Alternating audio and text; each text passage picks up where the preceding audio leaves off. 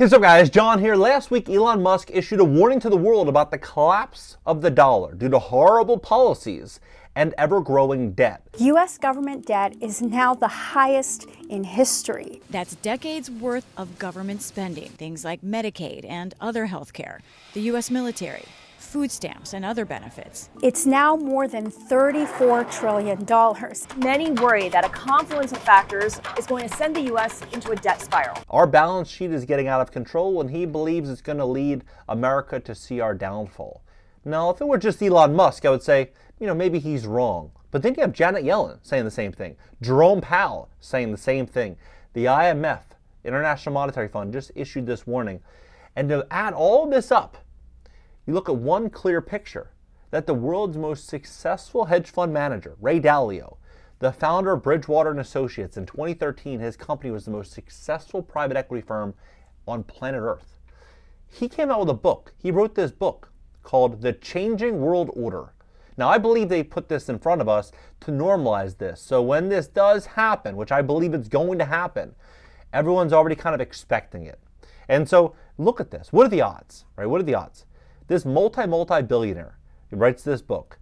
I mean, he made his money by betting on trends, by betting on the way in which the world's moving. He wrote this book. A few years ago, Ray Dalio noticed a confluence of political and economic conditions he hadn't encountered before. They include huge debts and zero or near zero interest rates that led to massive money printing in the world's three major reserve currencies, big political and social conflicts within countries, especially the U.S. due to the largest wealth, political, and values disparity in more than 100 years, and the rising of world power, China, to challenge existing world power, U.S., and the existing world order. The last time this confluence occurred was between 1930 and 1945. And essentially, in this book, he goes on to say that we're walking into the big cycle, which is, he brings readers along for a study. The major empires, including Dutch, the British, and the American, putting into perspective the big cycle that has driven the successes and failures of all world major countries throughout history. So why would he be putting this in front of us? Why would Elon Musk and the IMF and the Fed be saying the same exact thing? It's because this is what is coming to America. And I believe as this does unfold, we're going to see so many people rushing in, buying farmland, buying gold, buying silver, buying tin. They're going to be buying things that they believe will grow in value against the dollar over the coming decade. And in this video, I'm going to break it down. I'm going to show you exactly what is happening with BRICS nations right now, exactly where this world is headed, and exactly what you can do about it. Please hit the like button. Hit the like button. People share this content to educate the people about what's going on. Today's video is sponsored by Ibero-American, but more on that in just a little bit. Take a look at this. So this is shocking. Treasury Secretary Janet Yellen says to expect a gradual decline in the dollar's share of global reserves, but greenback remains dominant. Then, U.S. debt spiral, crisis fears, after Bank of America issues shocking $1 trillion in every 100 days warning. You have IMF saying prepare for the dollar collapse. Now, what's very fascinating is how fast BRICS nations are growing, and how I believe over the last several years we basically handed over our power and authority to BRICS nations. So, look at this. You have 40% of the world's population already trying to get into the BRICS. 40%. You have Saudi Arabia, UAE, Iran, Argentina, Algeria, Bolivia, Indonesia, Egypt, Ethiopia, Cuba, Democratic Republic of Congo, Comoros. Look at this. It's shocking. You have Kazakhstan, Gabon expressed interest in joining. Then you have, just a couple days ago, 2 days ago, you have North Korea. They want to join, right? So you have all these countries joining, and as they're joining, you have China selling dollars. They're selling dollars and they're stacking gold at basically the highest rate they've done in a very, very, very long time. It's like off the charts right now. Why is this unfolding at this rate? Well, this trend is worth keeping an eye on. China's gold trading volumes have seen a big spike. Moreover, their central bank has been rapidly accumulating gold. These are very positive developments for a precious metal, right? So this is unfolding. And as this is unfolding, a clear move for America and for these G7 nations is going to push, I believe, the dollar further down and our debt loads further up and interest rates much, much higher. This all connects perfectly. My first ever investment in this commodity. Talk about 10 cents on the dollar. This is a great example. Tin prices are surging. On the London Metals Exchange, tin prices hit $30,000. The story here relates to supply disruption. Global production delays and a number of destabilizing geopolitical events have made a variety of countries throughout Europe reconsider their supply chains. And I'm of the opinion that the former head of commodity research at the Carlyle Group, a prominent private equity firm, is correct about his positive outlook of Ibero-American. The company is in the process of acquiring, by means of a share deal pursuant to a business combination agreement, Strategic Minerals Europe Corp., a large European-based producer of cassiterite concentrate, tantalite, and columbite concentrate. The company projects its market capitalization after it makes this acquisition of SMEC, pending the completion of a concurrent financing and shareholder vote, to be approximately $22 million. Ibero-American, who has a director who is the former head of commodities of the Carlyle Group, a private equity firm, indicates it has upside potential. David T. Young, formerly of Carlyle Group, is now a director at Ibero-American, which is in the process of acquiring the largest tin tantalum mine in Europe for $6 million.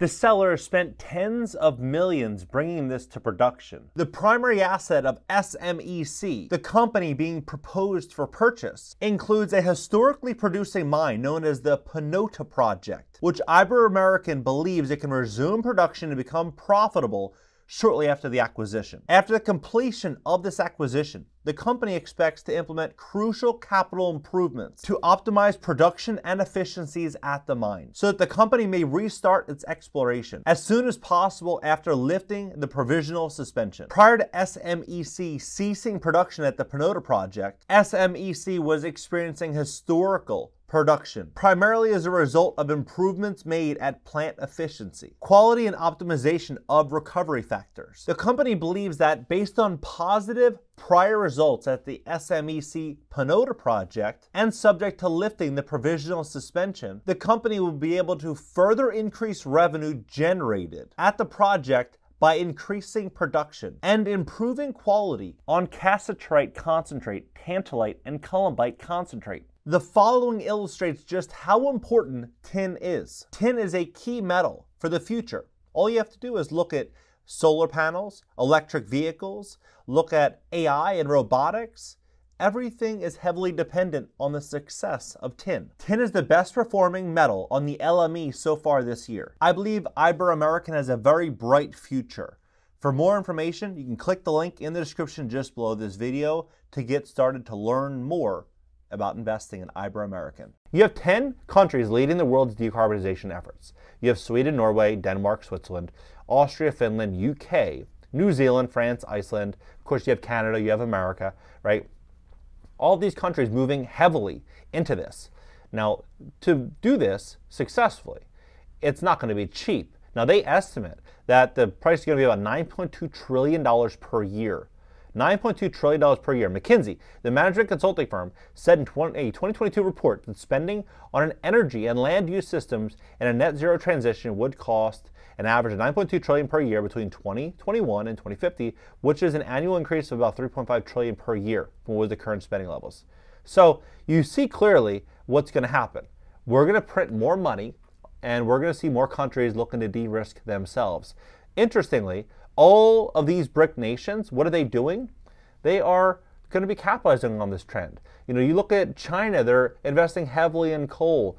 They have all of this, they basically own the periodic table. They have all of this resource, all of this cheap labor. They have all of these countries uniting. And then you have all of the disruption that's happening with higher taxes, more expense, more cost, all across the board. Here in America, here in Canada, and here in all of these other countries. So what is that going to happen? Well, we're going to see this continue. Joe Biden is giving first-time homebuyers $400 a month for 2 years. So President Biden's giving $400 a month to first-time buyers for 2 years, right? Then, on top of this, they're going to be issuing loans, $980 billion worth of these loans on home equity lines of credit all throughout America in the next couple months. Now they say this is going to go up to $2 trillion by the autumn. $2 trillion. Now I saw that. I'm like, that's a lot of money. How are we going to afford that? Then one day later, they said, no. Forget $2 trillion. $3 trillion. We're going to give $3 trillion. And it's not going to, it's not going to hurt the economy. It's not going to impact inflation. How could this not impact inflation when you put $3 trillion in the hands of Americans right now that are heavily in debt and that are facing a higher cost of living than ever before? Of course it's going to have some type of impact, inflationary impact. And so what I believe what we're walking into is going to be this scenario. We're going to see more countries looking at, for example, looking at America differently, and more countries that America is going to be bailing out as well. So for example, Japan. You've heard what happened with the yen. This is just a couple days ago. Apparently, the U.S. bails out Japan.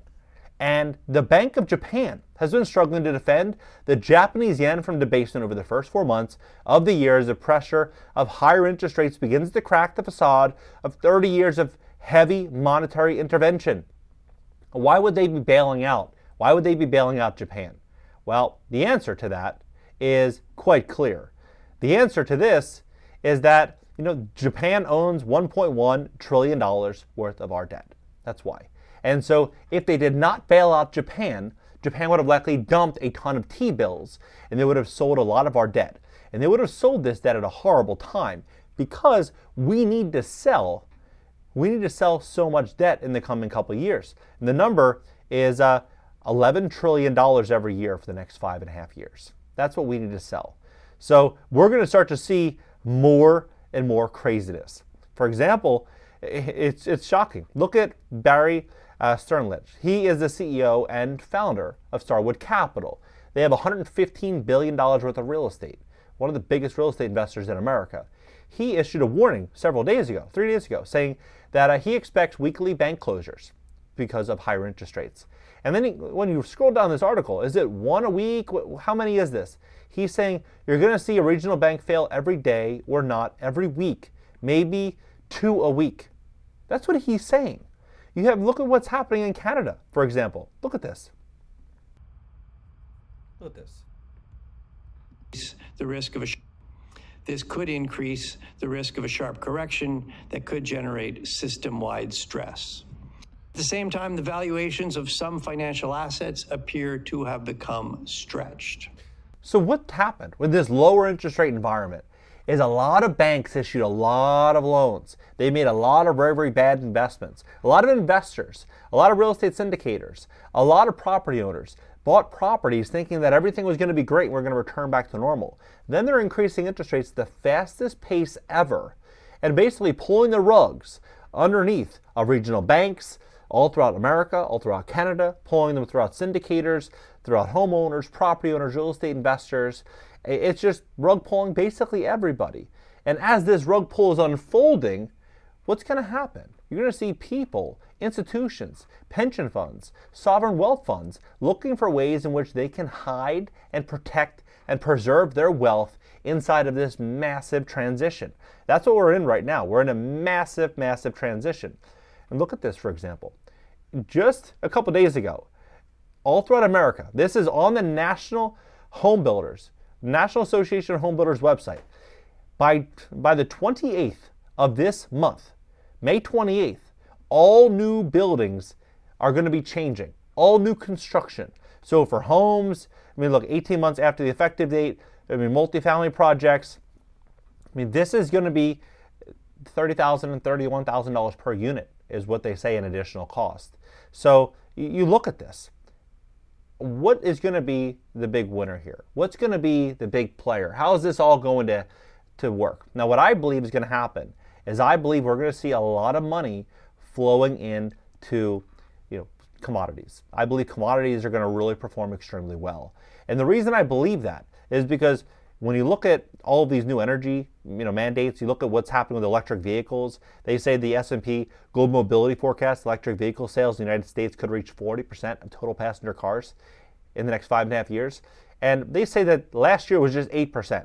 So you're going to see a massive, and they're targeting 70%. By 2032, the emission standards dictate that roughly 70% of new vehicle sales will be battery-powered, electric, and hybrids. Even President Biden is mandating that electric vehicles, they have to sell a certain amount every single year. So I believe we're going to see a lot of movement in solar, a lot of movement in electric vehicles, in all of these commodities that are going to essentially be the beneficiaries of all of this benefit are going to do very, very, very well.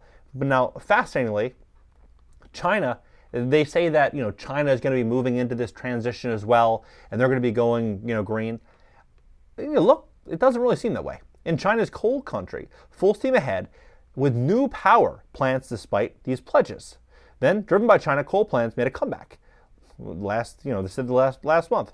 China's new coal power spree continues as more provinces jump on the bandwagon. China and India are building, this is what's going to happen. They're going to have the cheapest energy, they're going to have the cheapest labor, the cheapest cost of living. They're going to have access to, a much more affordable living style of living. And they're going to be the ones that I believe are going to basically dominate the coming 5 years, 10 years, 15, 20 years and onward.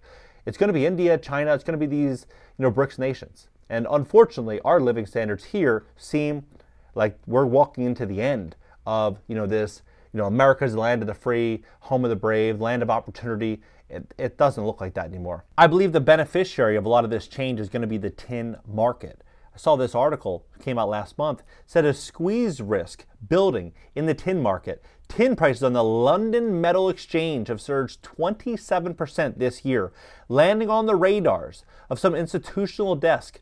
Other commodities closely monitored by hedge funds including cocoa, coffee, Brent crude, copper, and gold. Bloomberg notes LME data for the tin market shows the aggregate net long position held by financial investors surged to the highest level ever, dating back to 2018. These numbers are hitting 32,000. It's getting absolutely incredible what's unfolding right now inside of the tin market. But when you pay very close attention to where tin is minted, most tin is minted in third world nations, unstable governments, horrible policies, heavy corruption. But when you look at Ibero-American, they're located in a first world nation. And I believe Ibero-American is going to benefit immensely off of all the change that America is walking into and the world is walking into. For more information on Ibero-American, you can click the link in the description just below this video. Drop your comments below, and I'll catch you in the next video.